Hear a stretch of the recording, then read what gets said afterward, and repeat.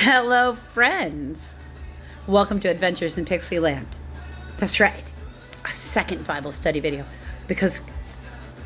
So if we start from the beginning of the New Testament, and now that we have our plan in place where we know we want to read the entire Old Testament to you guys from the NIV next year, and then the following year, it will take a 2-year time frame to go through every version of the Bible.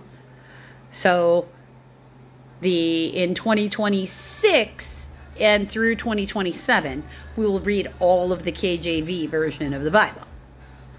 Okay? So in order for that to work, in order to be just focused on the Old Testament when reading and giving you these videos. Now, I will be reading, an Old Testament, a New Testament, Psalms, and a Proverbs personally every day. But for making these video purposes to share with the channel, there are 68 chapters in the New Testament that still have to be read. And you know what there is from as of this day that I'm recording this right now? 68 days for the rest of the year. So I think that's just me getting my marching orders. If you could do it, it requires you to read a chapter a day. Record a video for a chapter a day extra from the New Testament every day for the end of the year in order to start next year nice, fresh, and clean the way you like. And I prefer things tidy. So we are going to have a separate one. We are now in Matthew chapter 1, verse 1. And we are going to go to verse, 25. Because we're just going to do a chapter a day until these 3 Gospels are completed. So, the genealogy of Jesus. Like any good Jew, Matthew was very much so concerned with genealogy. Remember, he's very detail-oriented. This is the tax collector, so paying attention to the details is his job, and he's quite intelligent. So, the genealogy of Jesus. A record of genealogy of Jesus Christ, the son of David, the son of Abraham. Abraham was the father of Isaac. Isaac, the father of Jacob. Jacob, the father of Judah and his brothers.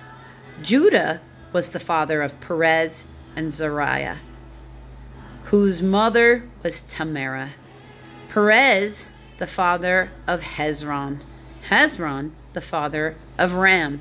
Ram, the father of Amminadab. Amminadab, the father of Nahshon. Nahshon, the father of Salmon. Salmon, or Salmon, however you want to say it. It's spelled like salmon, the fish. The father of Boaz, whose mother was Rahab. Boaz, the father of Obed, whose mother was Ruth. Obed, the father of Jesse. Jesse, the father of King David. David was the father of Solomon, whose mother had been Uriah's wife. Solomon was the father of Rehoboam. Rehoboam was the father of Abijah. Abijah was the father of Asa. Asa was the father of Jehoshaphat. Jehoshaphat was the father of Jehoram. When we're in the Old Testament, you're going to hear about each and every single one of these people. Jehoram, the father of Uzziah. Uzziah, the father of Jotham. Jotham, the father of Ahaz. Ahaz, the father of Hezekiah. Hezekiah, the father of Manasseh. Manasseh, the father of Amon. Amon, the father of Josiah. And Josiah, the father of Jeconiah and his brothers at the time of the exile to Babylon. So about 700,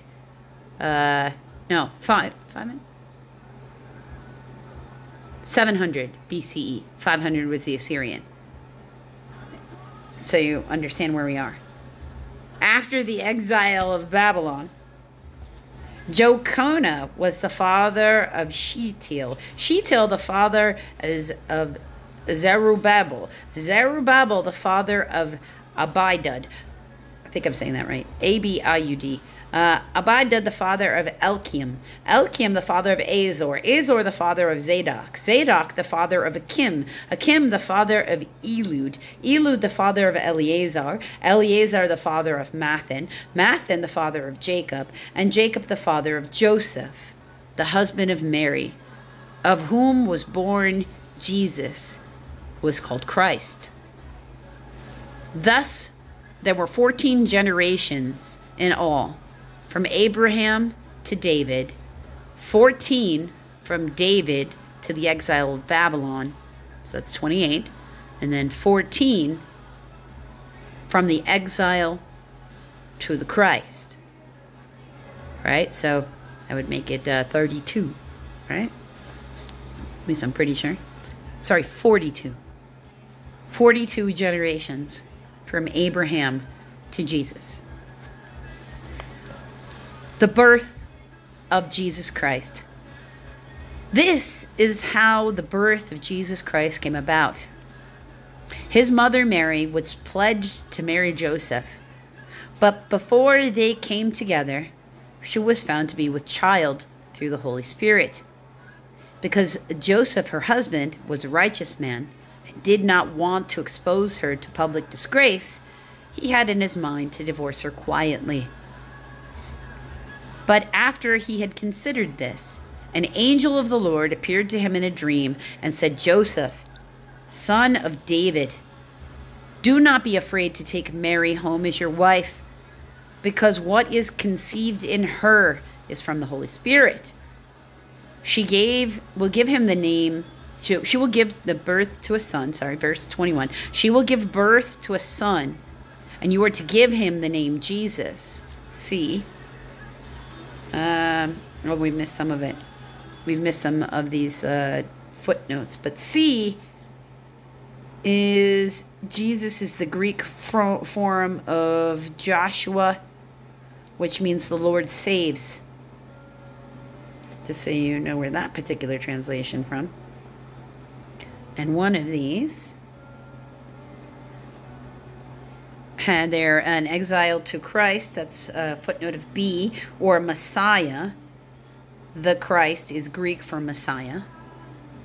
But in Hebrew, they both mean the anointed one.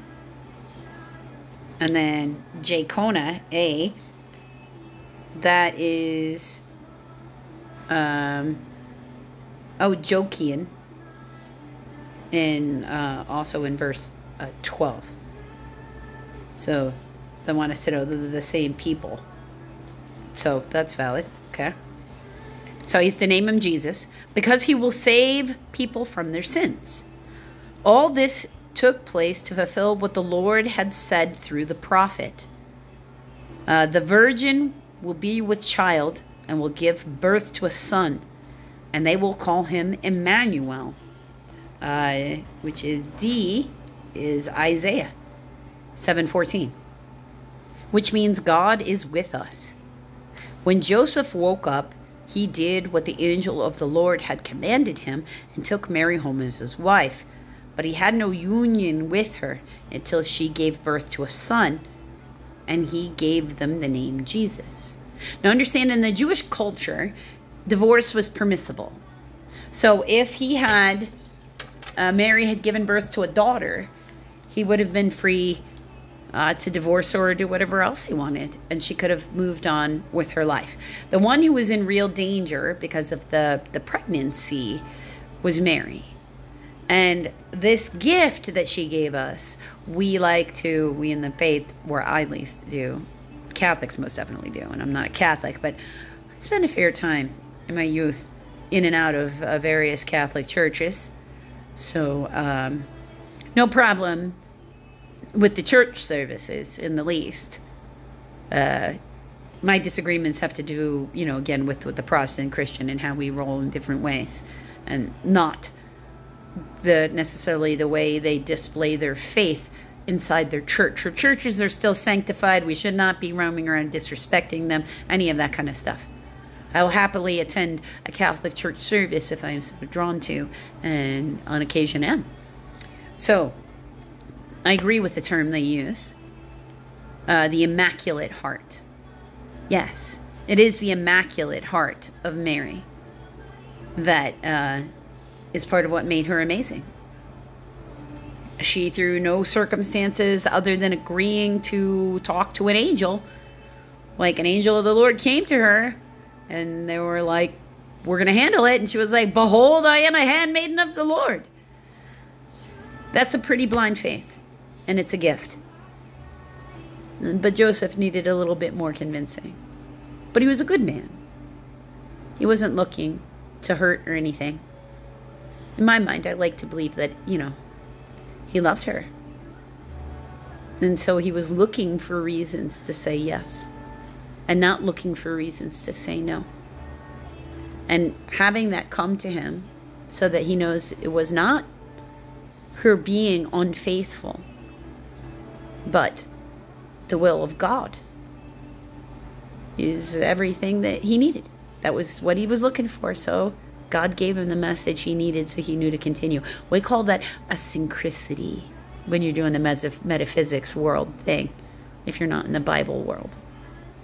I encourage you to look for the synchronicities today, friends, because I know when I find them, I understand that that's Creator talking to me, and I just dive headfirst in, like I did back in April when I started making these videos. Or I did actually back in December of last year when I started pulling the Bible out and reading it every day. So until tomorrow, friends, twice a day now.